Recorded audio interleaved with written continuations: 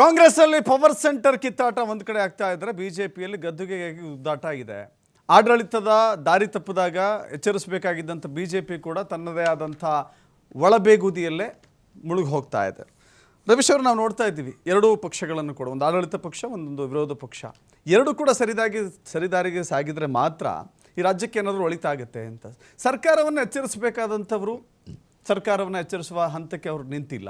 ಇನ್ನು ಸರ್ಕಾರ ಕೂಡ ನಾನು ಪಂಚ ಗ್ಯಾರಂಟಿಗಳ ಮೂಲಕ ಬಹಳ ದೊಡ್ಡ ಸಾಧನೆ ಮಾಡಿದ್ದೇನೆ, ಇಲ್ಲಿವರೆಗೂ ನಾನು ಭ್ರಷ್ಟಾಚಾರ ರಹಿತ ಆಡಳಿತ ಕೊಟ್ಬಿಟ್ಟಿದ್ದೀವಿ ಅಂತ ಹೇಳ್ಕೊತಾ ಇದ್ರು. ಬಟ್ ಅವರ ಶಾಸಕರೇ ಮಾತನಾಡುವ ಈ ಹಂತಕ್ಕೆ ಬಂದಿದೆ. ರಾಜ್ಯದ ಜನ ಹೆಂಗೆ ಸ್ವೀಕಾರ ಮಾಡಬೇಕು ಇದನ್ನು? ಸರ್, ರಾಜ್ಯದ ಜನತೆಗೆ ಹೇಗಾಗಿದೆ ಅಂದರೆ ಗಂಡ ಹೆಂಡತಿ ಜಗದಲ್ಲಿ ಕೂಸು ಬಡವಾಯಿತು ಅನ್ನೋಂಗಾಗಿದೆ ರಾಜ್ಯದ ಜನತೆ.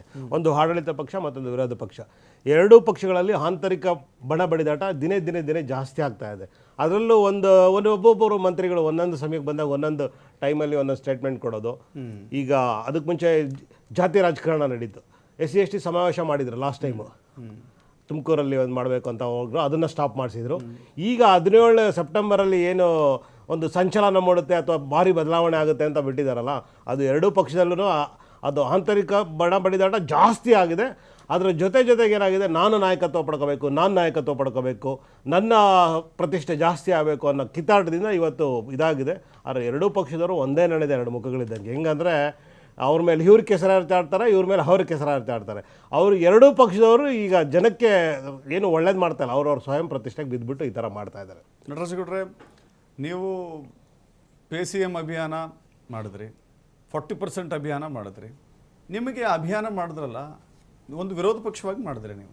ಈಗ ಆಡಳಿತ ಪಕ್ಷನೇ ನಿಮ್ಗೆ ಹೇಳ್ತಾ ಇದೆಯಲ್ಲ ಪರ್ಸೆಂಟೇಜ್ ಕತೆ. ಯಾರು ಹೇಳ್ತಾ ಇಲ್ಲ ಆ ಥರ. ನೋಡ್ರಿ, ಅವಾಗ BJP ಸರ್ಕಾರ ಇದ್ದಾಗ 23 ಹಗರಣಗಳು ಬಯಲಿಗೆ ಬಂದು, ಅದರಲ್ಲಿ BJPಯವರೇ ತನಿಖೆಯನ್ನು ಆರಂಭಿಸಿದರು. ಆದರೆ ಅದನ್ನು ತಾರ್ಕಿಕ ಅಂತ್ಯಕ್ಕೆ ಅವ್ರ ಕಡೆಯಿಂದ ಆಗಲಿಲ್ಲ. ನಮ್ಮ ಸರ್ಕಾರ ಬಂದ ಮೇಲೆ ಆ 23 ಪ್ರಕರಣಗಳನ್ನು ಮುಂದುವರಿಸಿ ಇನ್ನೂ ವಿಸ್ತಾರ ಮಾಡಿ ಆಯೋಗಗಳ ರಚನೆ ಕೂಡ ಮಾಡಿದ್ವಿ. 40% ಕಮಿಷನ್ ವಿಷಯದಲ್ಲಿ ಯಾರು ದೂರುದಾರರಿದ್ದರು, ಕೆಂಪಣ್ಣ ಅನ್ನೋರು, ಅವರು ತೀರ್ಕೊಂಡ್ರು. ಆಮೇಲೆ ಅದಕ್ಕೆ ಉಪಾಧ್ಯಕ್ಷರು ಒಬ್ಬರಾಗಿದ್ದರು ದೂರುದಾರರು, ಅವರು ತೀರ್ಕೊಂಡ್ರು. ಆ ಆಯೋಗದ ವರದಿ ಕಂಪ್ಲೀಟ್ ಆಗಬೇಕಾಗಿದೆ. ಒಂದು. ಎರಡನೇದು, ಈ PSI ಹಗರಣ ಒಂದು, ಅದಕ್ಕೆ ತುಂಬ ಜನ ಜೈಲಿಗೆ ಹೋಗಿ ಬಂದರು, ಅದಿನ್ನೂ ತನಿಖೆಗಳು ನಡೀತಾ ಇದ್ದಾವೆ. ಬಿಟ್ಕಾಯಿನ್ ಹಗರಣ ತುಂಬ ಜನ ಸಸ್ಪೆಂಡ್ ಆದರು, ಜೈಲಿಗೆ ಹೋಗಿ ಬಂದರು, ತನಿಖೆಗಳು ನಡೀತಾ ಇದ್ದಾವೆ. ಆಮೇಲೆ ಈ ಭೋವಿ ಹಗರಣದಲ್ಲಿ ಏನು ಹಣ ವರ್ಗಾವಣೆ ಮಾಡ್ಕೊಂಡ್ಬಿಟ್ಟಿದ್ರು, ಅದು ವೀರಣ್ಣದ BJPಯ ಒಬ್ಬ ಹಿರಿಯ ಲೀಡರು, ಅವರು ಜೈಲಿಗೆ ಹೋದರು ಈ ಸರ್ಕಾರ ಬಂದ ಮೇಲೆ. ಈ ರೀತಿಯಾಗಿ ಆಮೇಲೆ ನೋಡಿ, ಭ್ರಷ್ಟಾಚಾರದ ಜೊತೆ ಕಾಂಪ್ರಮೈಸ್ ಇಲ್ಲ ಸರ್ಕಾರದ್ದು. ಯಾರೇ ಭ್ರಷ್ಟಾಚಾರ ಮಾಡಿದ್ರು ಅವ್ರ ಮೇಲೆ ಕ್ರಮ ತಗೊಳ್ಳೋ ಕೆಲಸ ಆಗುತ್ತೆ. ಜನಾರ್ದನ್ ರೆಡ್ಡಿಗೆ ಜೈಲು ಯಾಕಾಯಿತು? ಸಿದ್ದರಾಮಯ್ಯನವರು ಆ ಟೈಮಲ್ಲಿ ಹೋರಾಟ, ನಾಗೇಂದ್ರ ಅವ್ರಿಗೂ ಯಾಕೆ ಜೈಲ್ ಆಯ್ತು ಅಂತ ಹೇಳ್ಬೇಕಾಗುತ್ತೆ. ನಾಗೇಂದ್ರ ಅವರ ಆರೋಪ ಇತ್ತು, ಶಿಕ್ಷೆ ಅಲ್ಲ, ಆರೋಪ ಇತ್ತು. ಆರೋಪದಲ್ಲಿ ತನಿಖೆ ಆಯ್ತು, ರಾಜ್ಯದ ಸರ್ಕಾರದ ತನಿಖೆ ಆಯ್ತು. ಅದರೊಳಗೆ ಅವರ CID ಮಾಡ್ಕೊಂಡು ಪ್ರಯತ್ನ ಆಗ್ತಾ ಇತ್ತು. ED ಎಂಟ್ರಿ ಆಗದೆ ಹೋದ್ರೆ ಅವ್ರಿಗೂ ಕ್ಲೀನ್ ಚಿಟ್ ಮಾಡ್ಕೊಂಡು ಮತ್ತೆ ಮಂತ್ರಿ ಮಂಡಲದಲ್ಲಿ ಸೇರ್ಪಡೆ ಮಾಡ್ಕೊಂಡು 13 ಅಧಿಕಾರಿಗಳು, ಯಾವುದು ವಾಲ್ಮೀಕಿ ನಿಗಮದ 13 ಅಧಿಕಾರಿಗಳು ಜೈಲಿಗೆ ಹೋದ್ರು. ಆಯ್ತಾ? ಯಾರ್ಯಾರು ಆರೋಪದಲ್ಲಿ ಭಾಗಿಯಾಗಿದ್ದಾರೆ ಅವರೆಲ್ಲ ಜೈಲಿಗೆ ಹೋಗ್ತಾರೆ. ಅದು ಮಂತ್ರಿ ಆಗಲಿ, ಜನಾರ್ದನ್ ರೆಡ್ಡಿ ವಿಷಯ ತಗೊಳ್ಳಿ, ಅಥವಾ ವೀರಣ್ಣ ಭೋವಿ ನಿಗಮದ ಅಧ್ಯಕ್ಷನ ತಗೊಳ್ಳಿ, ಯಾರೇ ಭ್ರಷ್ಟಾಚಾರ ಮಾಡಿದ್ರು ಕೂಡ ಕಾನೂನು ಸುಮ್ಮನೆ ಬಿಡೋದಿಲ್ಲ, ಎಲ್ಲೂ ಕಾಂಪ್ರಮೈಸ್ ಆಗಲ್ಲ. ಯಾಕಂದರೆ ಯಾರು ತನಿಖಾಧಿಕಾರಿ ಇರ್ತಾನಲ್ಲ, ಅವನ್ನ ಪ್ರಶ್ನೆ ಮಾಡುತ್ತೆ ಕೋರ್ಟು, ನೀನು ತನಿಖೆ ಸರಿಯಾಗಿ ಮಾಡಿಲ್ಲ ಅಂತ. ಸೊ ಹಂಗಾಗಿ ಯಾರೂ ಆ ಥರ ಮಾಡ್ಲಿಕ್ಕೆ ಸಾಧ್ಯ ಆಗಲ್ಲ. ಆದರೆ BJP ಭ್ರಷ್ಟಾಚಾರಗಳು ಇವಾಗಲೂ ನಾವು ತನಿಖೆ ಮಾಡ್ತಾ ಇದ್ದೀವಿ. ನಮ್ಮ ಮೇಲೆ ಏನು ಆರೋಪ ಮಾಡ್ತಾರೆ BJP? 2 ವರ್ಷದಿಂದ ಲಿಮಿಟ್ ಬೇಕು. ಗೋವಿಂದರಾಜ್ ಅವರೇ, ಯಾವುದೇ ಒಂದು ಹಗರಣ ಅಂತೇಳಿ ಸುಳ್ಳು ಜನಾರ್ದನ್ ರೆಡ್ಡಿ ಜೈಲ್ಗೆ ಹೋಗಿದ್ದಾರೆ, ಭ್ರಷ್ಟಾಚಾರ ಇವತ್ತು ತಾಂಡ ಆಡ್ತಾ ಇದೆ. ಜನಾರ್ದನ್ ರೆಡ್ಡಿ ನಿಮ್ಮ ಆನೆ ಬಲ, ಒಂದೇ ಒಂದು ಯಾರಿಗೂ ಪನಿಷ್ಮೆಂಟ್ ಕೂಡ ಕೆಲಸ ಆಗಿಲ್ಲ.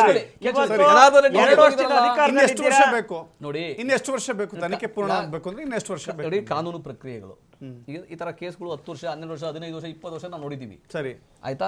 ಯಾವ ಪ್ರಕರಣಗಳು ಕೋರ್ಟ್ ಕಾಂಗ್ರೆಸ್ ಆರಂಭ ಶೂರತ್ವ ತೋರಿಸ್ಬಿಡ್ತು. ಇಲ್ಲ ನೋಡಿ, ಹಂಗಿಲ್ಲ, ಎಲ್ಲ ತನಿಖೆ ಮಾಡ್ಬಿಡ್ತೀವಿ, ಕ್ರಮ ತೆಗೆದು ನಾವೇ ಈಗ ಆರಂಭ ಶೂರತ್ವ ಅಷ್ಟೇ. ಈಗ ನಾನು ಗಣಿಯ ಹಗರಣದ ವಿಷಯದಲ್ಲಿ ಇದೇ ಕಾಂಗ್ರೆಸ್ ವಿರೋಧ ಪಕ್ಷ ನಾಯಕರಾಗಿದ್ದಾಗ ಸಿದ್ದರಾಮಯ್ಯನವರು, ನಮ್ಮ ಎಲ್ಲ ಕಾಂಗ್ರೆಸ್ ಲೀಡರ್ಗಳು ಹೋರಾಟವನ್ನು ಮಾಡಿದ್ರು. ಹೌದು. ಇವತ್ತು ಅದು ತಾರ್ಕಿಕ ಅಂತ್ಯಕ್ಕೆ ಬಂದಿಲ್ವಾ? ಬಂತು. ಇಲ್ಲ, ಕೇಳಿಸ್ಕೊಳ್ಳಿ, ಬಂತು, ತಾರ್ಕಿಕ ಅಂತ್ಯಕ್ಕೆ ಬಂತು. ಜನಾರ್ದನ್ ರೆಡ್ಡಿ ಜೈಲಾಯ್ತು. ಯಾವುದೇ ಪ್ರಕರಣ ಆಗಲಿ, ನಾವು 10 ವರ್ಷ ಆಗೋಯ್ತು, 6 ವರ್ಷ ಆಗೋಯ್ತು ಅಂದರೆ ಕಾನೂನು ಕಾಂಪ್ರಮೈಸ್ ಆಗಿದೆ ಅಂತಲ್ಲ, ತನಿಖೆ ಸರಿಯಾಗಿ ನಡೆಯಲ್ಲ ಅಂತಲ್ಲ, ತನಿಖೆ ಆಗೇ ಆಗುತ್ತೆ, ಶಿಕ್ಷೆ ಆಗೇ ಆಗುತ್ತೆ. ಯಾರು ಭ್ರಷ್ಟಾಚಾರಿಗಳಿರ್ತಾರೋ ಅವ್ರಿಗೆ ಶಿಕ್ಷೆ ಆಗೇ ಆಗುತ್ತೆ. ಒಂದು. ಎರಡನೇದು ಜಸ್ಟಿಸ್ ಡಿಲೇಡ್ ಡಿನೈಡ್ ಅಂತಿದೆ. ಇಲ್ಲ, ಅದು ನಮ್ಮ ಹೇಳಿಕೆಗಿದೆ. ಯಾಕಂದ್ರೆ ನಮ್ಮ ಯಾವಾಗ ನ್ಯಾಯ ವಿಳಂಬ ಆಗುತ್ತೋ ಅದು ಈಗ ಸಿಗೋದಿಲ್ಲ. ದಶರಥ್, ಇಡೀ ದೇಶದಲ್ಲಿ ವ್ಯವಸ್ಥೆ ನಿಮಗೂ ನಮಗೂ ಇಬ್ರಿಗೂ ಗೊತ್ತಿದೆ. ನಾನು ಜಸ್ಟಿಸನ್ನ ಕೋರ್ಟ್ಗಳು ನಾನು ಹೆಚ್ಚಿಗೆ ಮಾಡಿ ಕೋರ್ಟ್ ನ್ಯಾಯಾಧೀಶರ ಮೇಲೆ ನಾವು ಒತ್ತಡ ಹಾಕ್ಲಿಕ್ಕೆ ನಾವು ನಿಮ್ಗೆ ಈಗ ಸದ್ಯಕ್ಕೆ ಕಾಂಗ್ರೆಸ್ ಅವರು ಏನಾದ್ರು ಹೇಳಬೇಕಲ್ಲ, ನಾವು ತನಿಖೆ ಮಾಡಿದ್ವಪ್ಪ, ಬಿಜೆಪಿ ಅವರಿಂದ ಇಂಥ ಕ್ರಮ ತೆಗೆದುಕೊಂಡಪ್ಪ, ನಾವು ಸ್ಪಷ್ಟವಾಗಿದ್ದೀವಿ, ಭ್ರಷ್ಟಾಚಾರದ ವಿರೋಧಿಗಳು ನಾವು ಅಂತ ಹೇಳಬೇಕಾಗಿತ್ತಲ್ಲ. ಬಿಜೆಪಿ ಅವರು ಭ್ರಷ್ಟಾಚಾರ ಅಪಾಯಿಂಟ್ ಮಾಡ್ತಿಲ್ಲ ಬಿಡಿ. ಈಗ ಬಿಜೆಪಿ ಕೇಂದ್ರ ಸರ್ಕಾರ ಈಗ ಅವರು ಭ್ರಷ್ಟಾಚಾರಕ್ಕೆ ಶಿಕ್ಷೆ ಕೊಡಿಸಕ್ಕಿಂತ ಮುಂಚೆ ನಿಮ್ ಭ್ರಷ್ಟಾಚಾರ ಆಚೆ ಬಂದ್ಬಿಡ್ತಲ್ಲ. ನಮ್ಮಲ್ಲಿ ಯಾವ ಭ್ರಷ್ಟಾಚಾರನೂ ಆಗಿಲ್ಲ ಸರ್ಕಾರದಲ್ಲಿ. ಹೇಳಿದ್ ನಾನಲ್ಲ, ಹೇಳಿದ್ ಬಿಜೆಪಿ ಅವರಲ್ಲ, ಹೇಳಿದ್ ಆಪ್ನವರಲ್ಲ, ಹೇಳಿದ್ದು ನಿಮ್ಮ ಪಕ್ಷದ ಶಾಸಕರೇ. ನಿಮ್ಮ ಪಕ್ಷದ ಶಾಸಕರೇ, ಬೇರೆ ಯಾರು ಮುಖ್ಯಮಂತ್ರಿಗಳು ಒಪ್ಕೊಂಡ್ರಲ್ಲ. ಯಾವ ಕಾರಣಕ್ಕೋಸ್ಕರ ಯಾವ ಕಾರಣಕ್ಕೆ ಒಪ್ಕೊಂಡಿದ್ದು ಅದನ್ನ ಹೇಳಿ. ಸುಳ್ಳು ಹೇಳ್ಬೇಡಿ ಗೌಡ್ರೆ, ಸತ್ಯ ಹೇಳಿ, ರಾಜ್ಯ ಜನತೆ ಗೊತ್ತಾಗ್ಲಿ. ಸುಳ್ಳು ಹೇಳೋದ್ರಿಂದ ಸುಳ್ಳು ಹೇಳ್ಬೇಡಿ. ಸುಳ್ಳೇನು ಕೇಳ್ತೀರಿ, ಸತ್ಯ ಹೇಳಿ. ಸುಳ್ಳು ಹೇಳೋದಲ್ಲ, ಬಿಜೆಪಿ ಶಾಖೆಗಳಿಂದ ಬಂದವರು ಸುಳ್ಳು ಹೇಳ್ತಾರೆ. ನೀವು ಅದನ್ನೇ 2 ವರ್ಷ ಸುಳ್ಳು ಹೇಳಿ ಅಧಿಕಾರಕ್ಕೆ ಬಂದ್ರೆ 2 ವರ್ಷ ಏನ್ ಮಾಡ್ತಾ ಇದ್ದೀರಾ ಅಂತ ಇವತ್ತು ನಾವು ಪ್ರಶ್ನೆ ಕೇಳ್ತಾ ಇದೀವಿ. ಅದಕ್ಕೆ ಉತ್ತರ ಕೊಡಿ ಫಸ್ಟ್. ಸುಳ್ಳು ಹೇಳಕ್ಕೆ ನೀವು ಕೇಳಿಸ್ಕೊಳ್ಳಿ. ನೋಡಿ, ಯಾವ ಆರೋಪನೂ ಇಲ್ಲ, ಯಾವ ದೂರು ಇಲ್ಲ. ಯಾವ ಆರೋಪ? ಬಿ.ಆರ್. ಪಾಟೀಲ್ ಹೇಳಿದ್ದಾರೆ. ಯಾರನ್ನ ಉದ್ದೇಶಿಸಿ ಏನಂತ ಹೇಳಿದಾರೆ ಅವರು? ಸರ್ಫರಾಜ್ ಜೊತೆ ಮಾತನಾಡ್ತಾ ಏನ್ ಹೇಳಿದ್ರು? ದುಡ್ಡು ಕೊಟ್ಟವರಿಗೆ ಮನೆ ಸಾಂಕ್ಷನ್. ನೋಡ್ರಿ, ಮನೆಗಳನ್ನ ಯಾರು ಹಂಚಿಕೆ ಮಾಡ್ತಾರೆ? ನೋಡಿ, ನಮ್ಮಲ್ಲಿ ಅಧಿಕಾರ ವಿಕೇಂದ್ರೀಕರಣ ಅಂತಿದೆ. ಕೇಳಿಸ್ಕೊಳ್ಳಿ. ಗ್ರಾಮ ಪಂಚಾಯತಿ ಅಭಿವೃದ್ಧಿ ಅಧಿಕಾರಿ ಇರ್ತಾರೆ, ಪಿಡಿಒ ಇರ್ತಾರೆ, ಅಭಿವೃದ್ಧಿ ಕಾರ್ಯಕಾರಿ ಅಭಿವೃದ್ಧಿ ಅಧಿಕಾರಿಯಿಂದ ಇರ್ತಾರೆ, ಮುಖ್ಯ ನಿರ್ವಾಹಕ ಅಧಿಕಾರಿ ಅಂತ ಇರ್ತಾರೆ, ಆಯ್ತಾ? ಇಒ, ಸಿಇಒ, ಪಿಡಿಒ ಅಂತ ಇರ್ತಾರೆ. ಅವರು ಮುಖಾಂತರ ಗ್ರಾಮ ಪಂಚಾಯತಿನಲ್ಲಿ ಹಂಚಿಕೆ ಆಗೋದು. ಪ್ರತಿಯೊಬ್ಬ ಸದಸ್ಯ ಕೂಡ ತಗೊಂಡು 3, 5 ಒಂದು ಹಳ್ಳಿಲಿ ಮನೆಗಳನ್ನ ಹಂಚಿಕೆ ಮಾಡ್ತಾರೆ. ಅವ್ರಿಗೆ ಯಾವ ಭ್ರಷ್ಟಾಚಾರ ಮಾಡ್ಲಿಕ್ಕೆ ಸಾಧ್ಯ ಆಗಲ್ಲ. ಈ ವ್ಯವಸ್ಥೆ ಮುಂಚೆಯಿಂದ ಕೊಡ್ಬೇಕಾಗಿತ್ತು. ನೋಡ್ರಿ, ಕೊಡ್ತಾರ್ರಿ. ಯಾರು ಕೊಟ್ರು? ಈಗ ಶಿಫಾರಸು ಪತ್ರ ಯಾರು ಕೊಡ್ತಾರೆ? ನಿಮ್ಗೆ ನಮಗೆ ಕೊಡಕ್ಕಾಗ್ತದ? ಯಾರಿಗೆ ಮನೆ ಇಲ್ಲ, ಯಾರಿಗೆ ಅನುಕೂಲ ಆಗಬೇಕು ಅವ್ರಿಗೆ ಶಿಫಾರಸು ಪತ್ರ. ಅದೇ ಶಿಫಾರಸು ಪತ್ರ ಸ್ಟಾರ್ಟಿಂಗ್ ಬಂದಾಗ ಆಗ್ಲಿಲ್ಲ, ಸೆಕೆಂಡ್ ಟೈಮ್ ಬಂದಾಗ ಎಸ್ ಅಂತ ಕೊಟ್ರು. ಯಾಕೆ? ಆತರ ಇಲ್ಲ. ಈಗ ಗ್ರಾಮ ಪಂಚಾಯತ್ ಸ್ಟೇಟ್ಮೆಂಟ್ ನೋಡಿ, ಈಗ ನಿಮ್ಗೊಂದು ತಿಳ್ಕೊಬೇಕು. ಅವ್ರೊಳಗೆ ಅವ್ರು ಹೇಳ್ತಾ ಇರೋದು 950ಕ್ಕೂ ಹೆಚ್ಚು ಮನೆಗಳಾಗಿದ್ದಾವೆ ಅಂತ. ಆಯ್ತಾ? ನಂಬರ್ 1 ಅಭಿವೃದ್ಧಿ ಕೆಲಸ ಆಗ್ತದೆ ಅಂತ. ಬಿಜೆಪಿ 2019 23 2 ಮುಖ್ಯಮಂತ್ರಿಗಳು 0 ಮನೆ ಕೊಟ್ಟವ್ರಿ, 1 ಮನೆ ಕೊಟ್ಟಿಲ್ಲ ಅವ್ರಿಗೆ. ಅವ್ರ ಬಿಜೆಪಿದು ಅದು ಸಾಧನೆ. ನಮ್ಮಲ್ಲಿ ಮನೆಗಳನ್ನ ಕೊಡ್ತಾ ಇದೀವಿ, ಕಟ್ತಾ ಇದೀವಿ. 5 ವರ್ಷದಲ್ಲಿ 15 ಲಕ್ಷ ಮನೆಗಳನ್ನ ಕಟ್ಟ ಗುರಿ ಹೊಂದಿದೀವಿ. ಮನೆ ಕಟ್ಕೊಡ್ತೀವಿ. 2013ರಿಂದ 2018 12 ಲಕ್ಷ ಮನೆ ಕಟ್ಕೊಟ್ಟಿದ್ವಿ, ಮುಂದಕ್ಕೂ ಕಟ್ಕೊಡ್ತೀವಿ. ಇಲ್ಲ ಆಗಿರ್ತದೆ ಅಂತ ಗೊತ್ತಾ? ಗ್ರಾಮ ಪಂಚಾಯತ್ ಸದಸ್ಯರು ಮನೆಗಳನ್ನ ಅಲಾಟ್ ಮಾಡ್ತಾರೆ. ಅವ್ರಿಗೆ ಗೊತ್ತಿರ್ತದೆ ಯಾರು ಫಲಾನುಭವಿ ಆಗಬೇಕಂತ. ಅವ್ರ ಹಳ್ಳಿಲಿ ಅವ್ರಿಗೆ ಗೊತ್ತಿರ್ತದೆ. ಮಂತ್ರಿಗಾಗಲಿ, ಮಂತ್ರಿ ಕಚೇರಿಗೆ ಗೊತ್ತಿರೋದಿಲ್ಲ. ಅವ್ರು ಏನಲ್ಲಿ ಶಿಫಾರಸು ತಗೊಂಡ್ಬರ್ತಾರೆ, ಯಾರು ರೆಕಮೆಂಡ್ ಮಾಡ್ತಾರೆ, ಅವ್ರಿಗೆ ಮನೆಗಳು ಹೋಗ್ತವೆ. ಇದರೊಳಗೆ ಯಾವ ತಾರತಮ್ಯ ಆಗಲಿ, ಭೇದ, ಪಕ್ಷ ಭೇದ ಆಗಲಿ, ಜಾತಿ ಭೇದ ಆಗಲಿ ಮಾಡಲ್ಲ, ಬಡವರಿಗೆ ಹೋಗ್ತದೆ. ಆಮೇಲೆ ಬಿಜೆಪಿ ಅವ್ರಿಗೆ ಅಭಿವೃದ್ಧಿ ಯಾವತ್ತೂ ಮಾಡಿಲ್ಲ, ಅವರು ಅಭಿವೃದ್ಧಿ ನೋಡಿಲ್ಲ. ಇವಾಗ ನೋಡಿ ಅರ್ಥ ಮಾಡ್ಕೊಳ್ಳ. ಅವ್ರಿಗೆ ಕ್ಷಮತೆ ಸಾಮರ್ಥ್ಯ ಅವ್ರಿಗಿಲ್ಲ. ಬಿಜೆಪಿ ಸಾಮರ್ಥ್ಯ ಇಲ್ಲ. 0 ಮನೆ ರೀ. 2019 23 0 ಮನೆ ಕೊಟ್ಟಿದ್ದಾರೆ ಇಬ್ರು ಮುಖ್ಯಮಂತ್ರಿಗಳು. ಅವ್ರ ಸಾಧನೆ ಶೂನ್ಯ. ಆಯ್ತಾ? ನಾವು ಅಭಿವೃದ್ಧಿ ಮಾಡ್ತೀವಿ, ನೋಡ್ತಾ ಇರಿ ಅಷ್ಟೇ. ನೀವು ನೋಡಿ ಸರ್, ಇವತ್ತು ಈ ಸರ್ಕಾರಕ್ಕೆ ಅವ್ರದೇ ಶಾಸಕರುಗಳು ಆರೋಪ ಮಾಡಿದ್ರು ಏನು ಅನಿಸ್ತಾ ಇಲ್ಲ.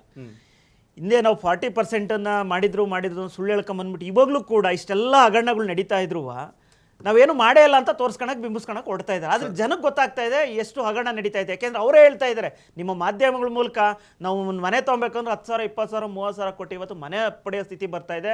ಒಬ್ಬ ಶಾಸಕನಿಗೆ ಆ ಮನೆ ಅಲಾಟ್ ಮಾಡೋ ಶಕ್ತಿ ಇಲ್ಲ, ದುಡ್ಡು ಕೊಟ್ಟನಿ ಮನಿ ಫಾರ್ ಮನೆ ಅಂತ ಹೇಳ್ಬಿಟ್ಟು ಇವತ್ತು 1 ನಿಮಿಷ ಸರ್, ಇವ್ರು ಯಾವುದೂ ಹಗರಣ ಆಗಿಲ್ಲ ಅಂದ್ರು. ವಾಲ್ಮೀಕಿ ಅಭಿವೃದ್ಧಿ ನಿಗಮದಲ್ಲಿ 187 ಕೋಟಿ ದೊಡ್ಡ ಹಗರಣ ಮಾಡಿದ್ರು.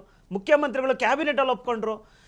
ನಾವು 187 ಕೋಟಿ ಎಲ್ಲ ಬರೀ 89 ಕೋಟಿ ಅಂತ 42 ಕೋಟಿ ರಿಕವರಿ ಮಾಡಿದ್ದೀವಿ ಅಂತಂದ್ರು. ಇನ್ನು ಮಿಕ್ಕಿದ್ದೆಲ್ಲೋ ಹೋಯ್ತಾಗಾದ್ರೆ ಅಂದರೆ ನೀವೆಲ್ಲ ಬೆಂಚ್ ಕಾರ್ ಕೊಟ್ಟಿರೋರಲ್ಲ, ಬೆಂಚ್ ಕಾರು, ಲ್ಯಾಂಬರ್ಗಿನಿ, ನಿಮ್ಮ ಕೇಂದ್ರ ನಾಯಕರುಗಳು ದುಡ್ಡು ಕಳಿಸ್ತಾ ಇದ್ರಲ್ಲ, ಅದಿರ್ಬೋದಾಗಾದ್ರೆ. ಸೊ ಒಟ್ಟು ಏನಂದ್ರೆ ಸರ್, ಈ ಸರ್ಕಾರ ಬಂದಾಗಲಿಂದ ಏನನ್ನ ನೋಡಿದ್ರೆ ಅದು ಭ್ರಷ್ಟಾಚಾರ ಮಾತ್ರ. ಸರಿ, ಭ್ರಷ್ಟಾಚಾರ ಅವ್ರು ಮಾಡ್ತಾ ಇದ್ರು ಅಂತ ನೀವು ಹೇಳ್ತಾ ಇದ್ದೀರಿ. ನಿಮ್ಮ ಹೋರಾಟ ಎಲ್ಲಿತ್ತು ಸರ್? ನಮ್ಮ ಹೋರಾಟ ಇವತ್ತು ಎಲ್ಲಿದೆ? ನಿಮ್ಮ ಹೋರಾಟ ಇವತ್ತು ಮುಡಾಕೇಸ್ ಹೋರಾಟ ಏನ್ ಮಾಡಿದ್ರಿ ನೋಡಿ ಸರ್. ಬೆಂಗಳೂರಿಂದ ಸರ್ ಇವತ್ತು ವಾಪಸ್ ಕೊಟ್ಟಿದ್ದೇನೆ, ವಾಪಸ್ ಕೊಟ್ಟಲ್ಲ ಸೈಟ್. ಇದೇ ಮುಖ್ಯಮಂತ್ರಿಗಳು ಹೇಳ್ತಾ ಇದ್ರು, ನನಗೆ ಹೋಗಿರ್ತಕ್ಕಂಥ 3 ಎಕರೆ 6 ಗುಂಟೆಗೆ 65 ಕೋಟಿ ದುಡ್ಡು ಬರಬೇಕು ಅಂತಂದ್ರು. ಹೋರಾಟದ ಫಲವೇ ಇವತ್ತು ವಾಪಸ್ ಕೊಟ್ಟಿರ್ತಕ್ಕಂಥದ್ದು ಸರ್. ಅದ್ರ ವಿಚಾರವಾಗಿ SIT ತನಿಖೆ ಮಾಡಿದ್ರಲ್ಲ ಸರ್, ರಿಪೋರ್ಟ್ ಅವ್ರು ಕೊಟ್ರ ಸರ್. ಇವತ್ತು ಎಲ್ಲ ಮುಚ್ಚಾಕ ಕೆಲಸ ಮಾಡ್ತಾ ಇರ್ತಕ್ಕಂಥದ್ದು ಇವತ್ತು ಈಗಿನ ಸರ್ಕಾರ. ಅದ್ರ ಜೊತೆಯಲ್ಲಿ ವಾಲ್ಮೀಕಿದು 187 ಕೋಟಿ ನಾವು ಹೋರಾಟ ಮಾಡಿದ್ವಿ. ಇದೇ ನಾಗೇಂದ್ರ ರಾಜೀನಾಮೆ ಮಾಡಿದ್ರು. ಯಾರೋ ಹೋರಾಟದಿಂದ ನಮ್ಮ ಹೋರಾಟದಿಂದ ಇವತ್ತು ರಾಜೀನಾಮೆ ಮಾಡಿರ್ತಕ್ಕಂಥದ್ದು. ಎಲ್ಲಿ ಇವತ್ತು ಹೋರಾಟ ಇತ್ತು ನಿಮ್ದು? ಸಾಕಷ್ಟು BJP ಹೋರಾಟಗಳು ಎಲ್ಲಿ ಹೋರಾಟ ಇವತ್ತು ಇತ್ತು ಮಾಡ್ತಾ ರೀ? ಇದ್ರು. ಎಲ್ಲಿ ನೋಡ್ರಿ, ಹೋರಾಟ ಇತ್ತು? ನಟರಾಜ್ ಗೌಡ್ರೆ, BJP ದು ಎಲ್ಲಿ ಹೋರಾಟ ಇತ್ತು? ಕೇಳಿಸ್ಕೊಳ್ರಿ. ಅಶೋಕ್ ನಿಮ್ಗೆ ಕಾಲಿಗೆ ಅಲ್ಲರಿ ಆರ್ ಅಶೋಕ್ ಕಿವಿನೂ ಕೇಳಿಸ್ತಾ ಇಲ್ಲ. ಕಿತ್ತಾಕ್ಬೇಕು ಒಳ್ಳೆ ಅಂತ ನೀವೆಲ್ಲ ಕಣ್ಣು ಇಲ್ಲ ಸಂಚು ರೀ, ಮಾಡ್ತಾ ಇದ್ದೀರಾ. ಬಡವ್ರ ಪರವಾಗಿ ನೋಡೋ ವಿರೋಧ ಪರಿಸ್ಥಿತಿ ಪಕ್ಷ ಇದೆ. ನಾಯಕ ಆರ್ ಅಶೋಕ್ ಬಡವ್ರ ಕೆಲಸ ಪರವಾಗಿ ಮಾಡಕ್ ಬಿಡ್ತಾ ಇಲ್ಲ ಇವತ್ತು ಬಿಜೆಪಿ ಯೋಚ್ನೆ ಮಾಡೋದು. ರೇ, ಅಲ್ಲರಿ ಆರ್ ಇವತ್ತು ಅಶೋಕ್ ಕೆಲಸ ಕೆಲ್ಸಗಳು ಮಾಡಕ್ ಬಿಡ್ರಿ. ಇಡೀ ರಾಜ್ಯದಲ್ಲೇ, ಇಡೀ ಅವ್ರು ಯಾಕೆ ರಾಜ್ಯದಲ್ಲೇ ಕಿತ್ತಾಕ್ತಾ ಇದ್ದೀರಿ? ನಾವು ಒಳ್ಳೆ ಕೆಲಸ, ಆ ಹತ್ತು ಸುನೀಲ್ ಕೆಲ್ಸ ಕುಮಾರ್ ಯಾವ್ದಾನ ಮಾಡ್ತಾ ಆಗ್ಬೇಕಂತೆ, ಇದ್ದೀವಿ ಅಂತ ಹೇಳ್ಬಿಟ್ಟು. ಸುನೀಲ್ ಕುಮಾರ್ ಆಗ್ಬೇಕಂತೆ, ನೋಡ್ರಿ, ಸಂತೋಷ್ ನೀವು ಜಿ ಅವರು ಅಧಿಕಾರಕ್ಕೆ ಮತ್ತೆ ಬಂದಾಗ್ಲಿಂದ ಏನೋ ಜಿಗಳು, ಜಾಸ್ತಿ ಆ ಕಂಡಿದ್ರೆ ಜಿಗಳು ಈ ಜಿಗಳು ತಗೊಂಡ್ಬಿಟ್ಟು ಬೆಲೆಗಳ ಅಬ್ಬರ, ಆರ್ ಅಶೋಕ್ನ ಕಿತ್ತಾಕ್ತಾ ಬೆಲೆಗಳ ಇದ್ದಾರೆ. ಅಬ್ಬರ ಅರ್ಥ ಬಿಡಿ ಮಾಡ್ಕೊಳ್ಳಿ. ಅವ್ರನ್ನ. ನೀವು ಅಲ್ಲ, ಬಸ್ ಫ್ರೀ ಕೊಡ್ತೀನಿ ಅಂತ ಹೇಳ್ಬಿಟ್ಟು 15% ಜಾಸ್ತಿ ಆರ್ ಅಶೋಕ್ ಅವರು ಬಿಜೆಪಿ ಬಿಜೆಪಿ ಮುಖ್ಯಮಂತ್ರಿ ಅಂತೂ ಆಗಿಲ್ಲ. ಆರ್ ಅಶೋಕ್ ಅವರು ಮುಖ್ಯಮಂತ್ರಿ ಅಂತೂ ಆಗಿಲ್ಲ. ಓಲಿ ವಿರೋಧ ಪಕ್ಷ ನಾಯಕರಾಗಿದ್ದಾರೆ, ಬಿಡ್ರಿ ಕೆಲಸ ಮಾಡಕ್ಕೆ. ಇನ್ನೊಂದು ಬೆಲೆ ಜಾಸ್ತಿ ಅಲ್ಲ, ಮಾಡಿದ್ರ ಜಿಗಳು ಏನು ಬಂದು- ಕೆಲಸ ಮಾಡಿಲ್ಲ. ಅಲ್ಲ, ನಿಂದೆ ನಾಗಪುರದ ಶಾಸಕರು ಜಿಗಳು ಬಂದವರು ಪಾಪ ಯಾಕೆ ನಿಂದೆ ಕಾಟ ಕೊಡ್ತಾ ಇದ್ದೀರಾ ಅವ್ರಿಗೆ? ನಾವು ಹೇಳೋದಕ್ಕಿಂತ ಹೆಚ್ಚಿನ ಮಾತಾಡೋಣ, ಮಾತಾಡೋಣ. ಆರ್ ಅಶೋಕ್ ಅವ್ರಿಗೆ ಯಾಕೆ ಕಾಟ ಕೊಡ್ತಾ ಇದ್ದೀರಾ? ನಾಚಿಕೆ ಬಿಡ್ರಿ ಅವ್ರನ್ನ. ಕಾಂಗ್ರೆಸ್ ಅವ್ರಿಗೆ ಈ ರೀತಿ ಹೇಳೋದಕ್ಕೆ.